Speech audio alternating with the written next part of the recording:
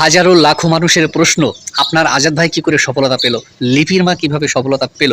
তাদের কিন্তু আলাদা এক ধরনের ট্যালেন্ট ছিল, সেই ট্যালেন্টের সাথে তারা নিজেরা পরিচিত হয়েছিল বলেই কিন্তু আর সফলতা পেয়েছে। আজাদ ভাইয়ের কি ট্যালেন্ট, আজাদ ভাইও কিন্তু আপনাদের মতো আমাকে প্রশ্ন করেছিল যে আমি কি ধরনের ভিডিও পাবলিশ করব। লিপির মা সেও কিন্তু আমাকে প্রশ্ন করেছিল আমি কি ধরনের ভিডিও পাবলিশ করব যে আমার ভিডিওগুলো মানুষ দেখবে। আজাদ ভাই কিন্তু অনেক দিন আমাকে বিরক্ত করেছে, ফোন করেছে।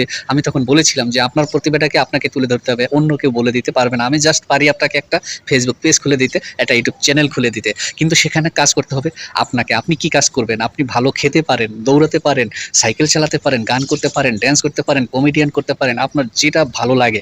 আর এটাও দেখতে হবে যে আমার ভিডিওগুলো মানুষ প্রতিদিন দেখবে কিনা, এবং এই ভিডিওটা প্রতিদিন দেখার আগ্রহ থাকবে কিনা, নিত্য নতুন কি এখানে আছে, কি এখানে পাবো, কি জানতে পারবে, কি বুঝতে পারবে। এই বিষয় নিয়ে যদি আপনি আলোচনা করতে পারেন, এই বিষয় নিয়ে যদি আপনি কথা বলতে পারেন, এই বিষয় নিয়ে যদি আপনি ভিডিও তৈরি করতে পারেন, তাহলে কিন্তু আনলিমিটেড মানুষ আপনার ভিডিও দেখবে সব সময়ের জন্য। আর আপনি যদি মানে উল্টাপাল্টা কথা বলেন, মিথ্যা কথা বলেন, সত্যের আশ্রয় নেবেন না, তাহলে কিন্তু আপনার ভিডিও মানুষ দেখবে না। কারণ একটাই, আপনার ভিডিও দেখে মানুষ উপকৃত হবে না, তাহলে আপনার ভিডিও কেন দেখবে? এই বিষয়গুলো যখন পয়েন্ট করবেন, একা একা রিসার্চ করবেন, দেখবেন, বোঝার চেষ্টা করবেন।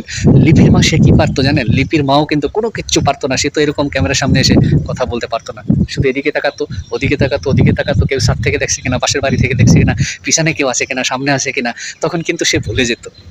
সে আমাকে এই কথাগুলো বলেছিল। তখন আমি দেখেছিলাম যে এনার যদি বাইরের কিছু না হয়, তাহলে ইনি ঘরের ভিতরে, রুমের ভিতরে বসে কাজ করুক। কী কাজ করুক? তাহলে আপনি রান্না-বান্না বিষয়টা নিয়ে নিত্য নতুন রেসিপিগুলো তৈরি করবেন, সেগুলো ভিডিওর মাধ্যমে তুলে ধরবেন। তখন কিন্তু লিপির মা রাজি হয়ে গেছিল। আজাদ ভাই তখন কি করা শুরু করলো? আজাদ ভাই তখন কমেডিয়ান সেক্টরে চলে গেল। সে এখন কি বলবো, তার কিছু কিছু ভিডিও আছে এত পরিমাণে ভাইরাল, মিলিয়ন মিলিয়ন ছাড়িয়ে গেছে।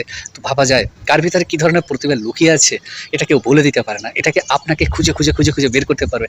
আর আমি আপনাকে আবার এটুকু বলে দিতে পারি, আপনি আপনার সাথে যদি আমার কোনোদিন দেখা হয়, তাহলে আমি আপনাকে বলে দিতে পারি আপনার ভিতরে কি ধরনের প্রতিভা আছে, আপনি কি ধরনের ভিডিও তৈরি করলে আপনি সামনের দিকে এগিয়ে যেতে পারবেন। এই ট্যালেন্টটা আমি আপনাকে আবার দিতে পারি। কিন্তু কমেন্টের মাধ্যমে, ভিডিওর মাধ্যমে সব কিছু হয় না। এই জন্য বলি, আপনি পয়েন্ট করুন, নিজেকে রিসার্চ করুন, আপনি নিজে দেখুন, নিজে চিন্তা করুন আপনি কী ধরনের ভিডিও পারবেন, কী ধরনের ভিডিও দিলে আপনার পক্ষে অনেক উপকার হবে।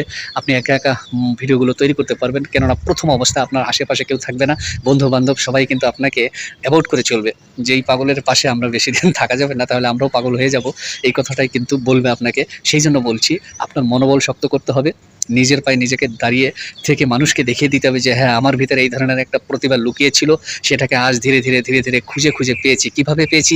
জ্ঞানের প্রতিভা ভাইয়ের ভিডিওগুলো প্রতিদিন দেখতাম, বোঝার চেষ্টা করতাম, এবং সেখান থেকে আমি নিজেকে নিয়ে রিসার্চ করতাম, নোট করতাম যে হ্যাঁ, আমার ভিতরে এই ধরনের প্রতিভাটা আজ তুলে ধরলাম ভিডিওর মাধ্যমে।